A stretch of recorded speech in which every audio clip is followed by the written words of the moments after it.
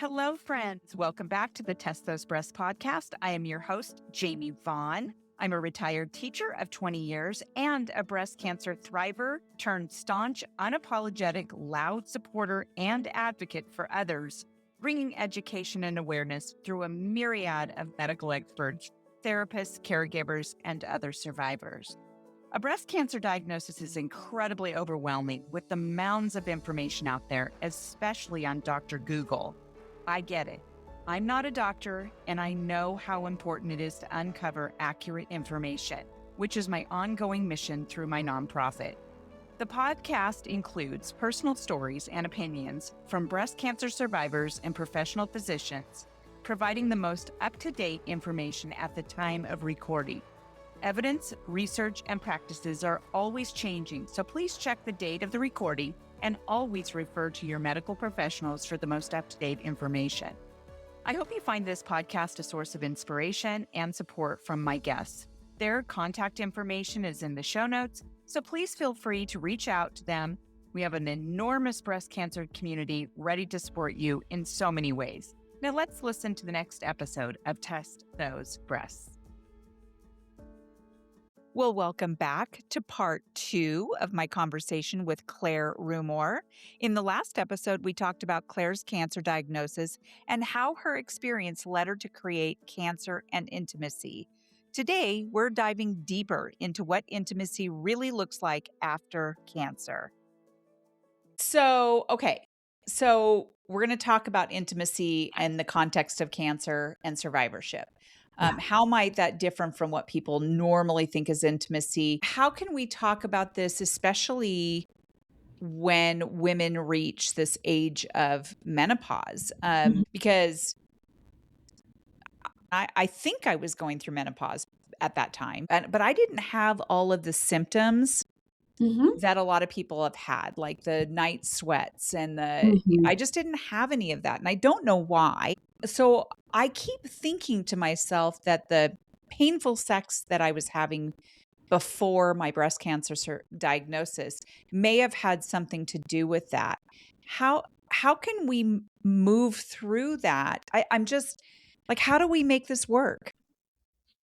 Gosh, again, another huge question. And thankfully, this topic is being taken more seriously, the topic of menopause in general, perimenopause, menopause, and postmenopause.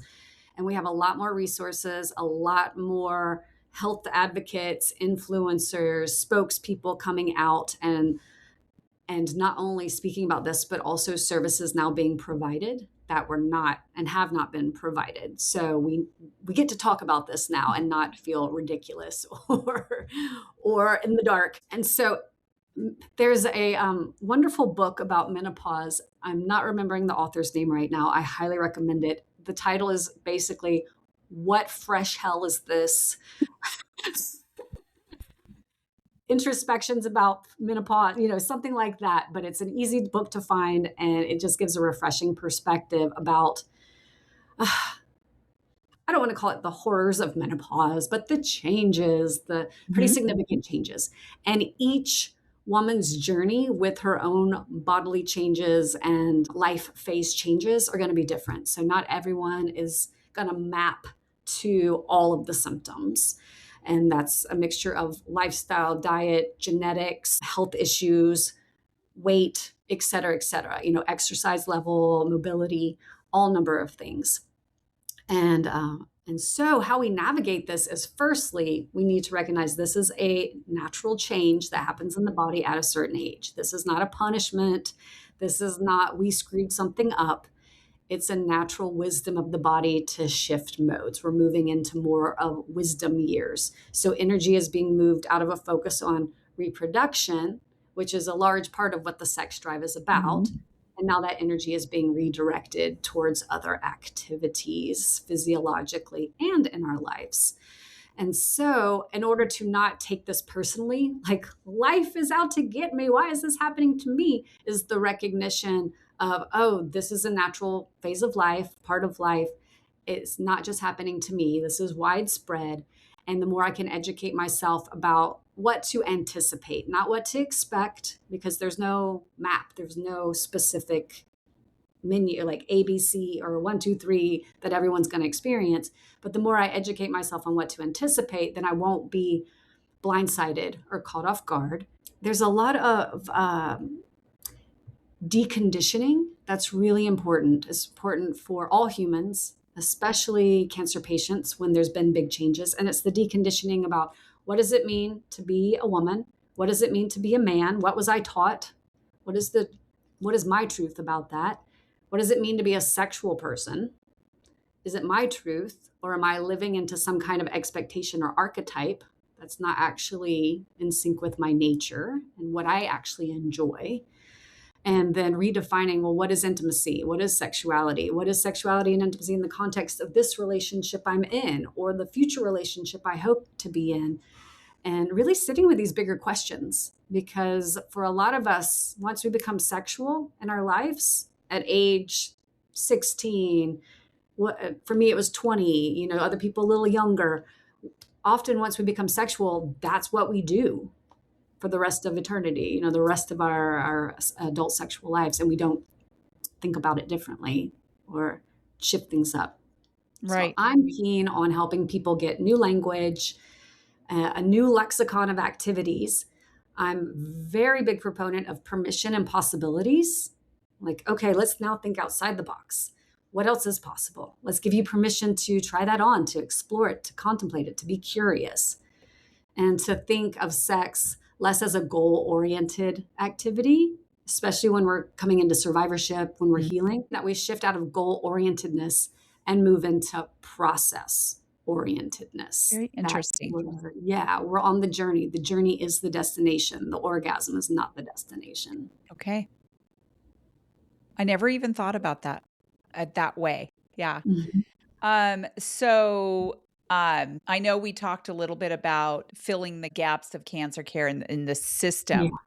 and they overlook that. So one of the things that I would say that medical providers overlook is the mental toll that it takes on cancer patients. They're focused, on the tumor, right? They're focused on getting rid of the tumor, getting you through your treatments and everything like that. And there are a lot of medical providers who are really, really good at recognizing, hey, it's not just about the tumor.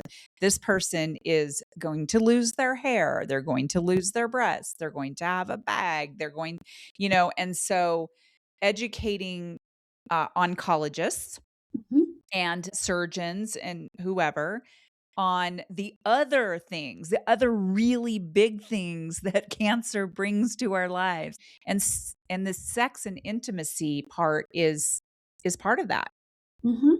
It's a huge part of it. So first things first, my compassion goes to the oncologists and the clinicians, because their job is so hard. Day after day, they're needing to share very devastating news with people, but also triumphant news of positive changes. But I can't even imagine what that's like for them. And I know with my oncologist, she was seeing 15 to 20 patients a day, and that's a lot. And then checking on patients in the hospital, and then, big shifts. Like I had an emergency situation come up during my care time that wasn't planned for, and my colon perforated. I had to be in the hospital for 2 weeks. I actually had an ostomy bag also for a period of time. And so that was an unexpected divergence for a patient of this oncologist, me, that wasn't expected. So they're having to track a lot of things. Yeah. This is where I think the extended care team, so this might look like the nurse practitioners, the nurse navigators, the social workers, the care team, having these skills where they could provide the conversation, even if it's just the opening to a conversation. If you ever want to talk about this, if you ever feel you would like more resources or even a referral to another practitioner, I'm available for that conversation. Even just opening the door for that. Right. My work, I'm very keen. So cancerandaintimacy.com is my work for patients, survivors, and their partners. But I'm developing 2 other realms in my work to create a trinity. One is a consulting and training company to go in and train medical staff on this Love exact that. thing, giving them scripts, helping them cultivate confidence.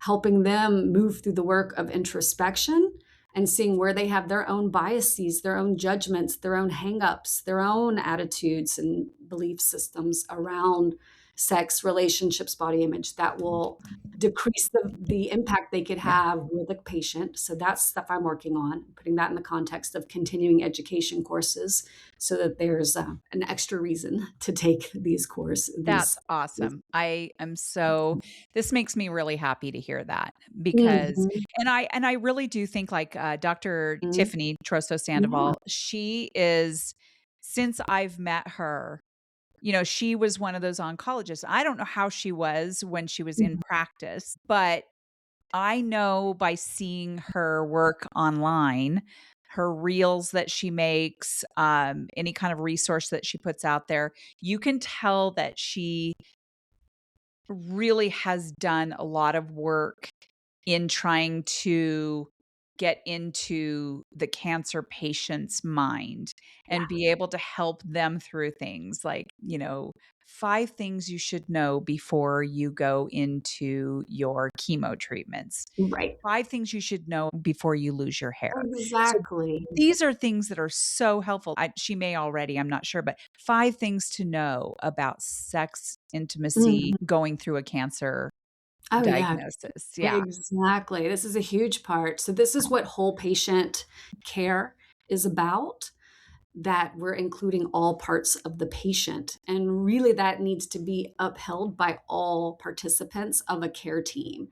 So I was fortunate with my care team and the medical system I was in. I was provided an oncologist, a nurse navigator, a nurse practitioner, a social worker, a dietitian. I had access to acupuncture, I had access to physical therapy, palliative care.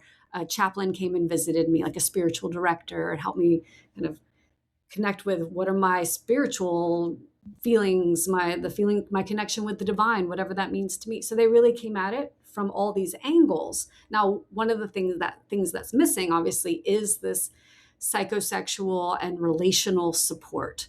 And that's potentially where a new field, a new industry might get created, Mhm. or or a whole new set of referrals that clinicians and care team members get educated about, because a number of them who I spoke with, given my professional background, I'm very aware of what's available, but so many of them had no idea there are pelvic Right. health therapists, there are sex therapists, there are sexological body workers, there are pelvic body workers. There are all manner of other practitioners ready to go. They're just not called upon. So, this is the third part of my trinity that I'm creating.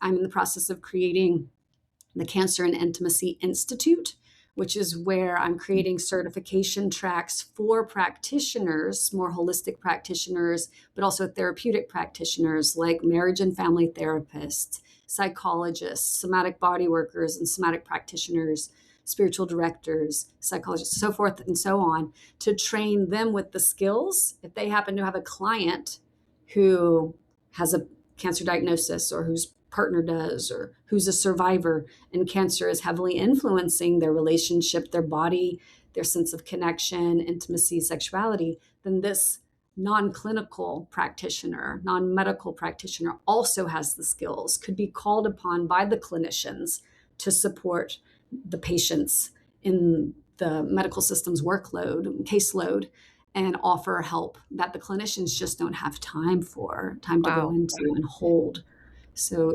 compassionately. Well, and I really appreciate your talking about oncologists because it's really easy for me to, as a survivor, to Mhm. say things like, well, I wish my oncologist would have said this or that or this or that. So, even from a survivor's point of view, I try to look at different angles of what their life is like, which I definitely understand. Like, I'm one of those people I think I'm just naturally empathetic. I Yeah. mean, I love my oncologist. There's things that, we sometimes have a love hate relationship Oh, yeah, for a same. couple different reasons, but I do love her, and she absolutely saved my life, and I do know that there are so many oncologists out there who are really doing the work to be more empathetic in their line of work, on top of all the stress that they have to deal with every single day. So Mhm. I do think it's so important for all of us, not just the survivor,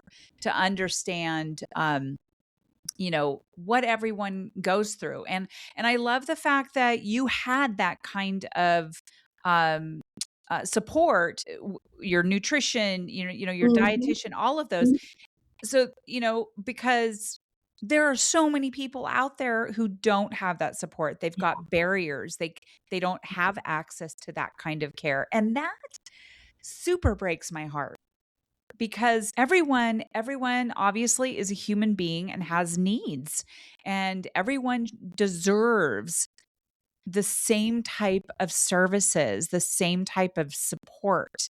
And I wish so much that we could change the world, but what we're doing, like, with me podcasting and amplifying stories like yours and what you're Mhm. doing out there, all we can do is just keep on doing what we're doing and making little changes Exactly. one day at a time, right? Networking, connecting, Yep. supporting each other because none of us can do it by ourselves. Right. And one of the things that I'm interested in, and if only this were available to all of us, but standards of care that Yeah. aren't just words written in a preamble or, written in paper, but actually put into practice. Yes. And I can't oversee all the standards of care. The one I'm taking on is a standard of care as it relates to sexual health, intimacy, relationship, and body image, and really promoting that, even if I'm the one who drafts the first version of it, gets Mhm. my colleagues on board, and then moves it forward into the institutional level to be adopted. This is what I would love to see, so that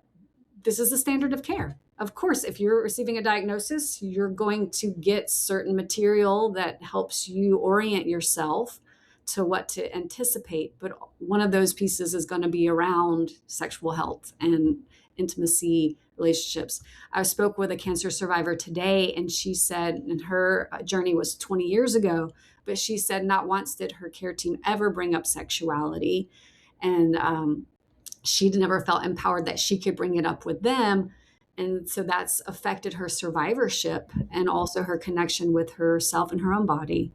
And yeah, she's Well, the and best. also when we're talking about policy, Hmm. there are certain things that you can't say, right? I was just talking to someone earlier. I did a pre-interview with someone who works on policy and, breast screenings, making sure that everyone has the proper breast screenings depending Yeah, on, their dense breast tissue or whatever. exactly. And there are a lot of men who are making these decisions. And if Right. you say the word breast, it makes them uncomfortable, right? So being able to navigate that and using the proper words, imagine going in and saying sex and intimacy, Yeah, and exactly. pleasure, things like you can't use those Now words. we have to use code words. No. Exactly. Exactly. Even But though even though, first of all, men usually love breasts and they love sex, so you would think that they would want to, be on board no matter what to make it better for the woman. I love this fact that you talk about pleasure and luxury. You often emphasize the pleasure is not a luxury, but part of aliveness. Can you unpack what this means for someone who feels their body post treatment has changes in ways that they didn't expect? And I also want to talk about what are the different types of intimacy besides penetration? hmm For sure. So I like to use a framework where we make distinctions. What is eros? What is something that's sexual? And then what is sexualness? Because these are three different things. And so when I say that intimacy really means our connection to our aliveness, intimacy is how we connect with our eros. So another word for eros is our life force energy, our vitality, our sense of our own aliveness. And unfortunately, the words can be misconstrued and can be layered with taboo and belief systems that clog the genuine meaning, the authentic meaning of the word. So we have eros, which is vitality, life force energy.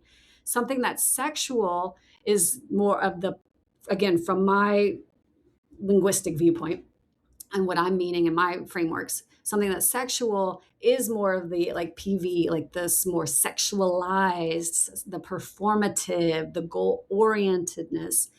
And this is not a bad thing. I'm more drawing distinctions. We have vitality, just the energy running through our body.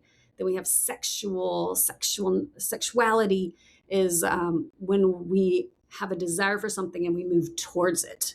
And we might do our flirty, performative, I want this, I have a goal. We're very goal directed in that context. And then sexualness is more of an essence. It's like our personality. It's a genuine flirtatiousness that just comes through our being. It's not meant as a seduction.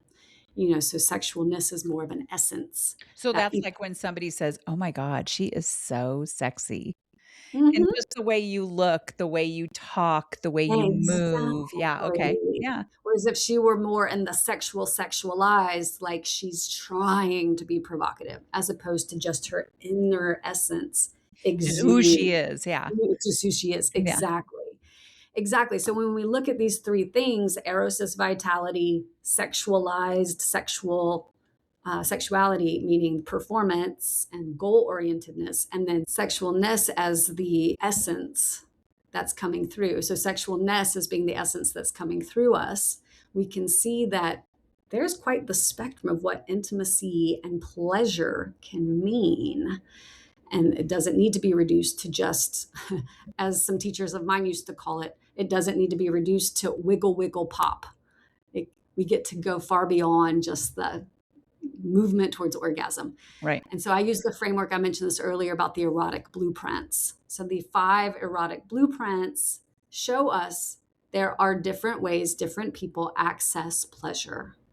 There are different pathways to pleasure. So those blueprints are energetic, and I'll briefly describe what these mean: sensual, sexual blueprint, kinky blueprint, and shapeshifter. And so what this means for our purposes, someone who's more energetic means the subtle is what really turns them on. Like maybe it's just hand holding or being in proximity to someone. They can feel energy. They need emotional connection, emotional rapport. They maybe like eye gazing or breathing together or just being held gently. It's a very slow, soft, subtle as their access point to pleasure. Someone who's sensual is more of the romantic in the traditional sense. They love their senses being engaged. They love the foreplay. They love the tastes and the smells and the touches and the massages and the baths and lots of closeness and togetherness with this longer arc moving towards escalation, turn on, orgasm, climax. Whereas the sexual blueprint, so this is someone who accesses pleasure through a faster escalation. They don't need foreplay. They want to be Just get it. naked right away. Just Yeah. get it on. Just yeah, wham bam, thank you, man. Like there's a lot of enjoyment in the nakedness and the intensity and the passion. So that's someone, and we can be more than one. But usually we have one that's sort of the key to our front door to the house of turn on, as I like to put it.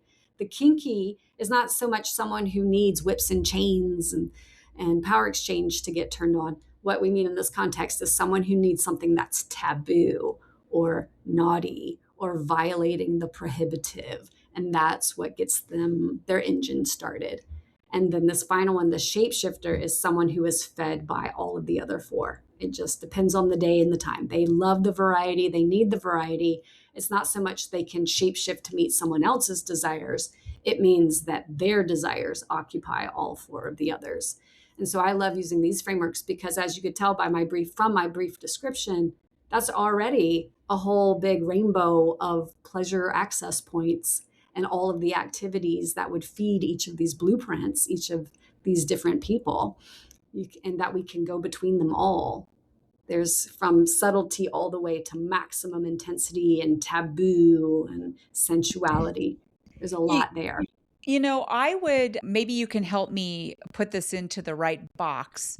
When I had my breast surgery, I had the deep flap, so I had a lot of drains. I had Mm-hmm. drains coming out both sides here, up here. And my husband helped clean me. He Oh, put me yeah. in the shower. Yeah. He drained my drains every day. He Hmm. bandaged me back up, helped me put my lacy bra back on, and he Mhm. did all of that and washed my hair. Mhm. I would argue that that is such a wonderful form of intimacy right there. Exactly. And it I remember thinking back about that and thinking, "Holy cow," I mean, just the mere fact that I had him to be able to do that is a pretty big deal, and Mhm. we're very touchy-feely anyway, we always have been. Even at nighttime when we're sleeping, we somehow figure I don't know, it always comes to be where we put our feet together, the bottoms of our feet. So I'll be Aw. laying one way and he'll be the other way, and we find each other's feet, and Aw, we yes. That's so sweet.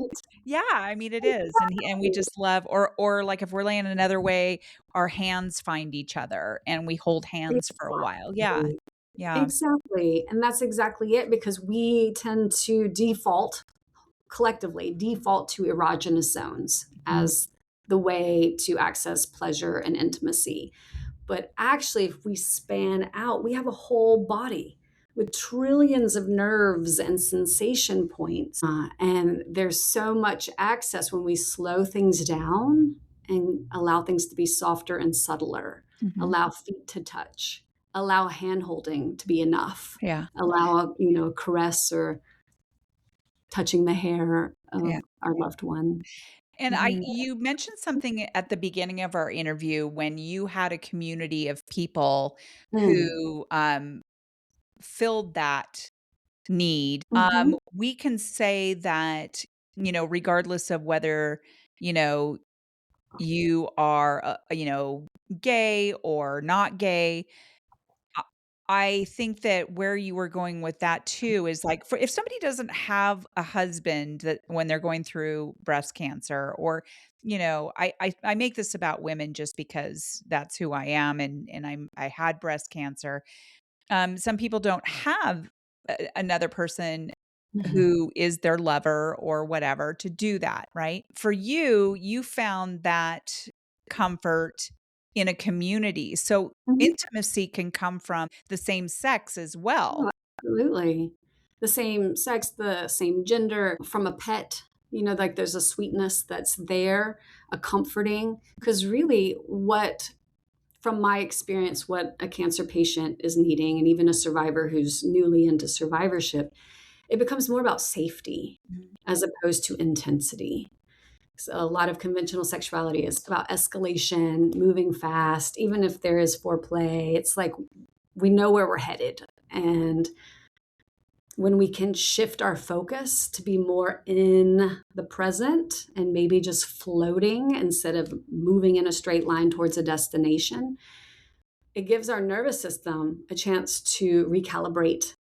Because when you've been poked and prodded and surgically Mhm. reoriented and cut into, carved, and put chemicals into the body, it can be in this like, and we might override that because we're like, I'm better. The scans say I'm good. I'm healthier. I put my weight back on. What's the problem? Let's move on. But Yeah. the body's actually saying, time out. Mhm. I'm still catching up with whatever the heck that was that just happened. And so that's why I strongly encourage people to slow things down, put an emphasis on safety. I don't necessarily mean physical safety because Mhm. we're probably safe in our environments. We don't have threats coming at us from the outside. I'm talking more about a sense of safety that's from sourcing from the inside and Yeah. the You know nervous where I system. got that? I got that through, I went to, regular Reiki, Oh, nice. and that Perfect. was Yes. so good for me. Oh my gosh, it was Uh, so spiritually, I mean, and I had such a great Reiki person, and, she was wonderful. I got that through Reiki, and even just deep conversation with someone who listens, and a really good therapist who is really helpful. I think that just all of those put together can really help with that intimacy.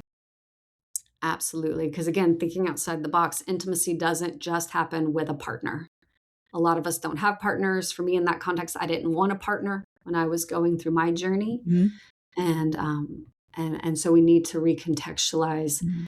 and normalize that Yes. whatever you're feeling called to, it does not need to look like the conventional, traditional, and it might be better for you that it doesn't, and give people more options. Also, like with my husband, he's 64 now.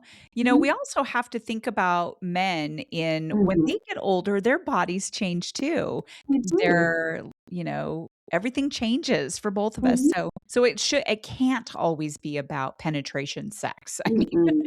I mean, And also nor should it. I'm pretty sure I know some 90-year-olds who are having sex, but that's kind of unusual. I mean, a lot of times that just doesn't happen.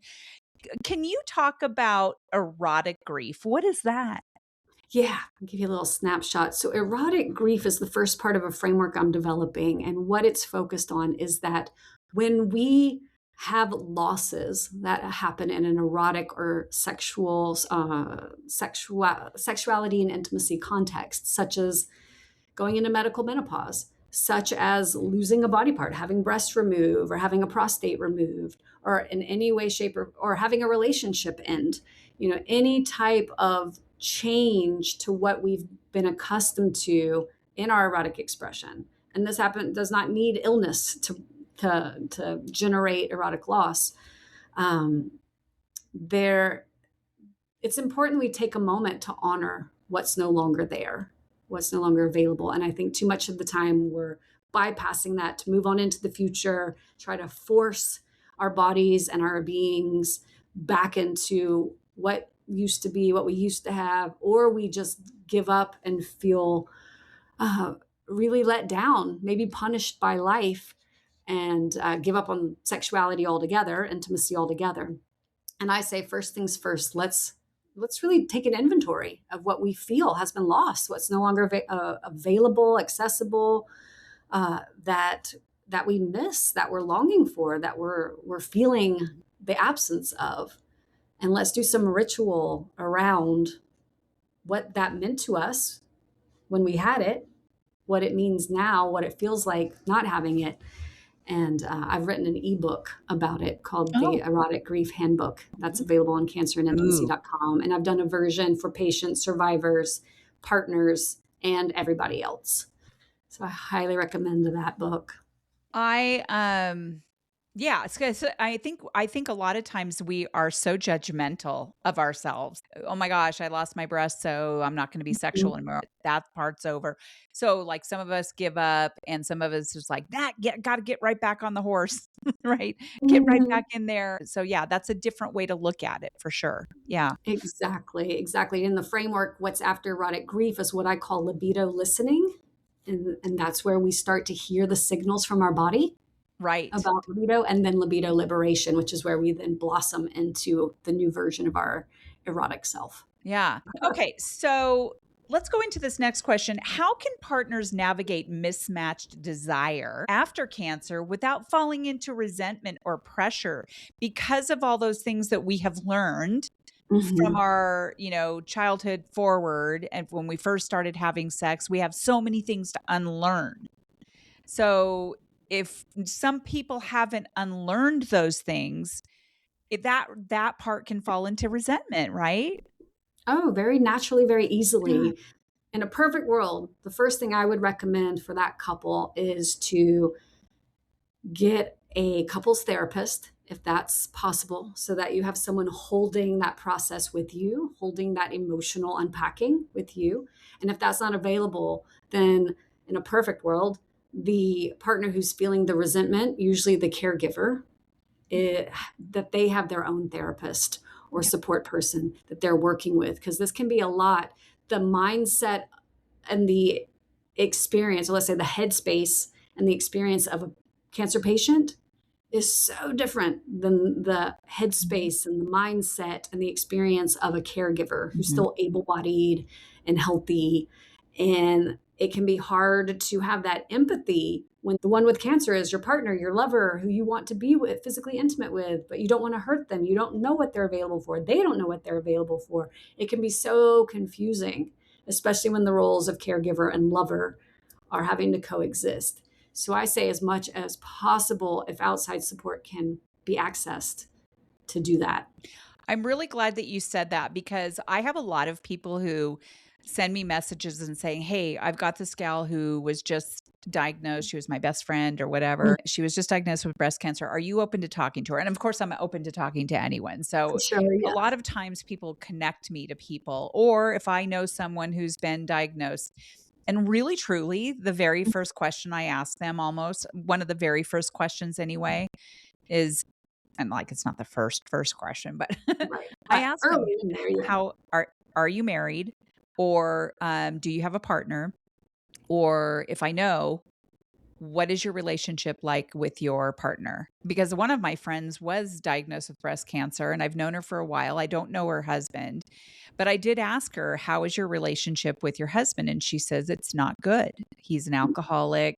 He's not understanding. And so she ended up moving out in with her mother, Good. and I went with her to her first oncology appointment because I was the one that could provide her with that comfort and safety. So I always ask people that. And I honestly do believe that it doesn't matter how the relationship is, every single couple should go to therapy.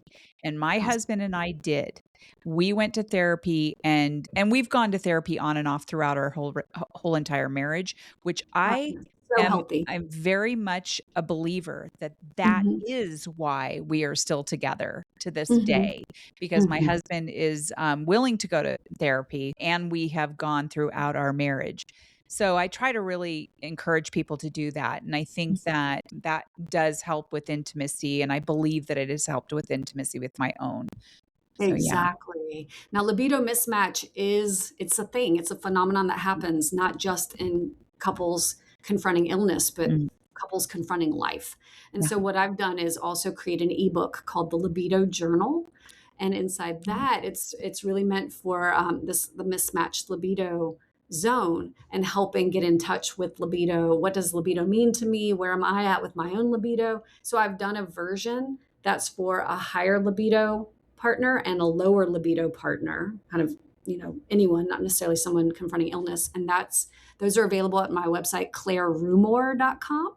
But I Okay. also have libido journals at cancerandintimacy.com for patients, survivors, and partners to really look at this and get the And all of support. that will be on our in the show notes for sure. Yeah, that's great. It's such an important resource because we're not talking about this unless Right. we're in a therapeutic context with a practitioner who's trained to speak about these things. We're probably not talking about it, and we might be on the sidelines seething in resentment, even though we don't want to be. We want to be Mhm. supportive. We're just not getting our needs met, and we're regressing to a 3-year-old in some of cases. Yeah. Yeah, because I mean, like you were talking about with the caregiver, when there is an illness and the caregiver is doing Mhm. things that is causing resentment in the patient. Like for example, my husband decided it was a super duper good idea to go Yeah. buy a motorcycle right in the middle of my chemo treatments. I was so fucking mad. And we talk about this. We Oh my actually goodness. interviewed together Nice. early on. I had Nice. my friend John interview us, and we talked about that. I was angry with him for buying a motorcycle because I can't stand motorcycles, and he decided to do that. And I was scared, of losing him and all of that. Of course. And then Jeez. he was resentful towards me because I wanted to go to New Orleans to get my breast surgery because I wanted the deep flap, and we don't have anyone here in Reno who does that. So he was Right. angry with me. So we literally fought when I was dealing with cancer. We were both resentful. But you know what? Sometimes when you fight like that, that's communication. Yeah. We communicated what we were thinking, right? Yeah, sometimes the steam has to be let blow to blow off. And then, of course, it led to us, being even closer. So I Yeah, think that sometimes when people think that people are fighting, oh, they're, you know, they're not good together. They shouldn't be together. No, If that was the case, we would not even be together. We've fought a lot. that's So not the many case. many Yeah. people feel awkward or afraid to even begin these conversations. What's the Mhm. first piece of advice you can give someone who doesn't know where to start? And I will tell you that somebody asked me to go to Las Vegas to Sunrise Hospital. They were Mhm. able to get me there to speak in front of a bunch of survivors Oh, to nice. talk about uncomfortable topics, one being sex and intimacy and also body image. So this is a super important question. How do they do that? What Mhm. advice do you have? Yeah. Well, with partners, one of the most vulnerable yet like break the ice approaches is to name what's here. And what I mean by that is name what I'm feeling emotionally. So naming what's here emotionally. So you say like I'm feeling really awkward about bringing this up, or I'm feeling really insecure right now. I'm feeling really scared. I'm just naming what's so to break the ice instead of, trying to have the whole big sex conversation all in one go. It's like I would love to talk about our sex life, but I just feel so scared to do it, or I don't want to offend you. I don't want to say the wrong thing. I don't want to, just naming what's here. This is awkward. This feels awkward. I feel uh, really uncertain what to say. And then doing one's best to next name, like, I miss being close with you. I miss how we used to do this or that, or just again, naming what's so and sharing that vulnerability. And regardless of who initiates the conversation, the person journeying with illness or the partner, but just someone gently, very slowly starting that conversation.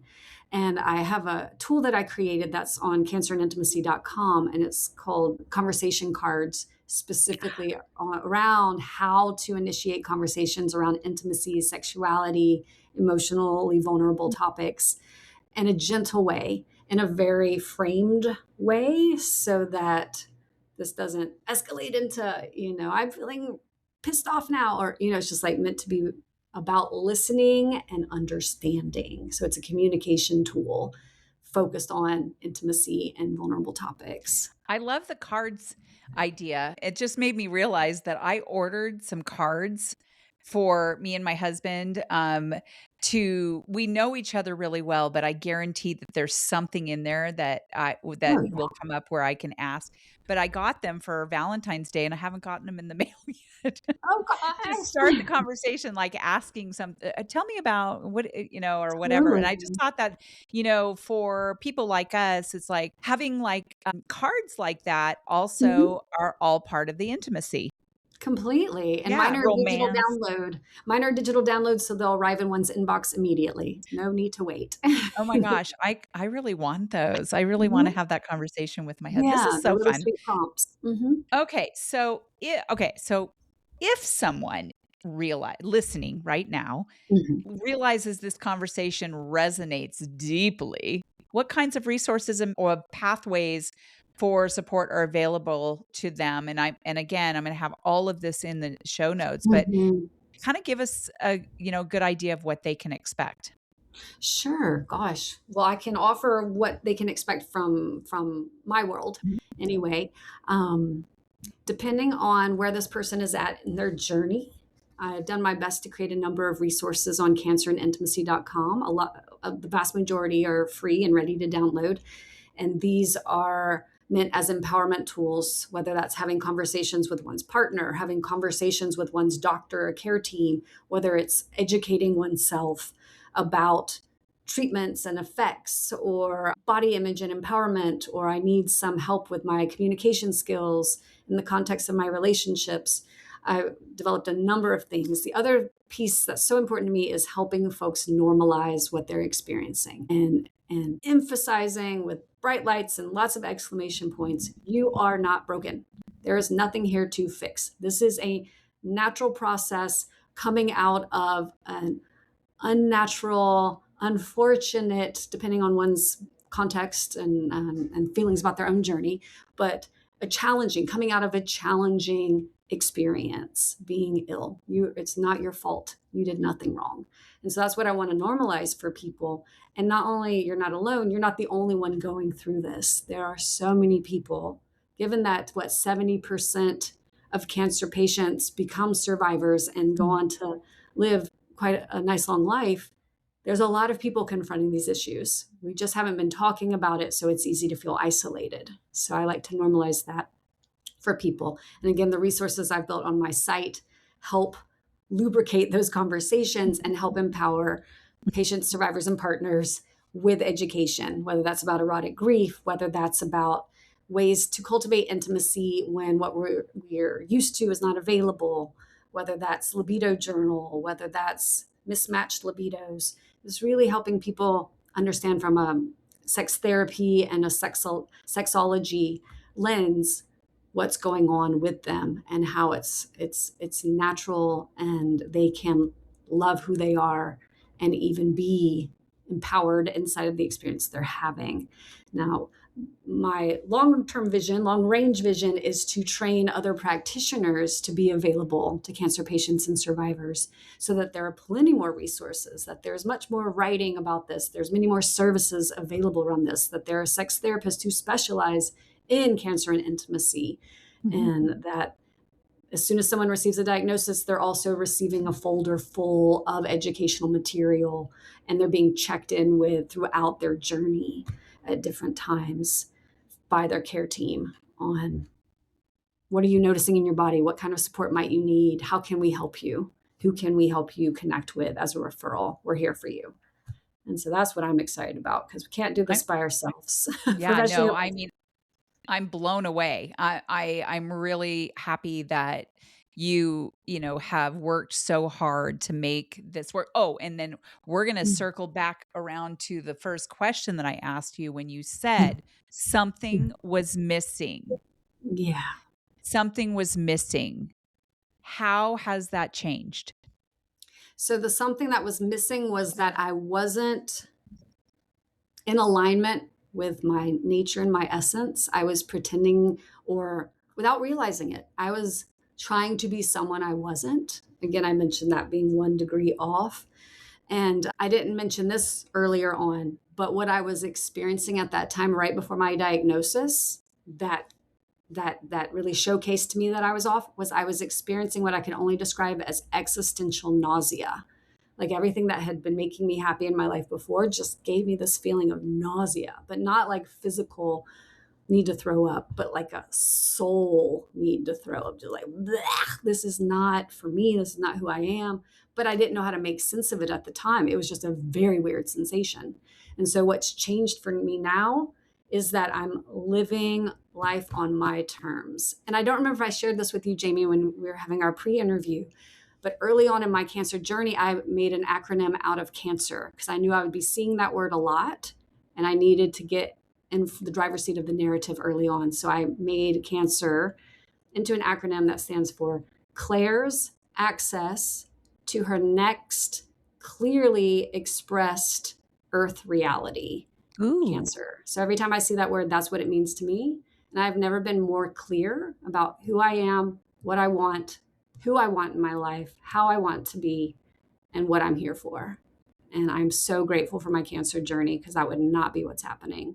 It was not the direction I was going in. And here I am. Weird things happen, right? And so we are so grateful that you are in this space talking about this and making it normal because it really does need to be normal. And so with that, Claire, I am so happy that we were able to connect. Thank you, Dr. Tiffany Troso Sandoval, for connecting us and really opening my mind. I mean, I've always been very open about talking about intimacy and sex and things like that, but this has really changed the way I think about things. And it's just opened my world. And I bet you $1,000,000, Claire. So I don't know what happens. Obviously, we have Big Brother listening and stuff like that. But for some reason, I keep getting these ads on social media for this little lemon toy, a sex toy. There's like a lemon and an avocado. I don't know if you've ever seen it or not, but Ever have to look. my phone's sitting right here and I guarantee I'm going to start getting all these ads. Probably me too, now that you've mentioned it. Well, is there anything you would like to leave us with before we wrap up today? Gosh, let's see. To everyone listening, I want to honor you for the journey that you've been on, the experiences that you've had, because this is not easy stuff at all. And I'm glad that you're all here. And Jamie, I'm so grateful for the work you're doing.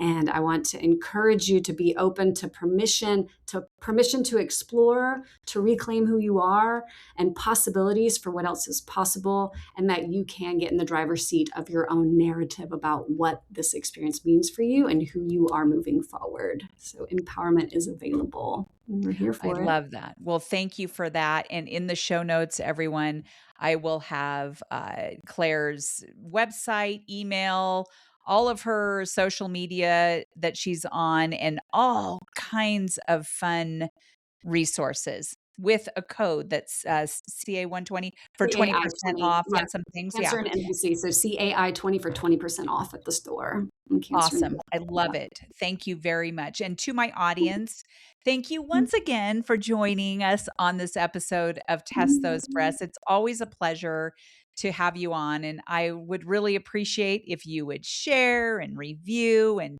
come visit us again. And thank you very much. We'll see you next time on the next episode of Test Those Breasts. Bye for now. Friends, thank you so much for listening to this episode of Test Those Breasts. I hope you got some great, much needed information that will help you with your journey. As always, I am open to guests to add value to my show, and I'm also open to being a guest on other podcasts where I can add value. So please reach out if you'd like to collaborate. My contact information is in the show notes.